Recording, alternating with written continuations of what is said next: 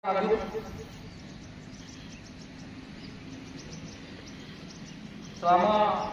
melaksanakan tugas pengamanan mulai dari awal puasa sampai dengan Lebaran, Komandan Satuan mengucapkan terima kasih yang sebesar-besarnya kepada rekan-rekan yang terlibat dalam operasi ketupat. Mudah-mudahan tugas yang akan dilaksanakan menjadi amal ibadah rekan-rekan nantinya.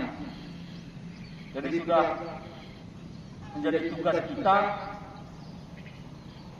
walaupun kita tidak bisa kembali pada saat Lebaran pertama. Ya, seperti yang disampaikan oleh Pak Kapolda itu, yang disampaikan oleh Pak Akmal,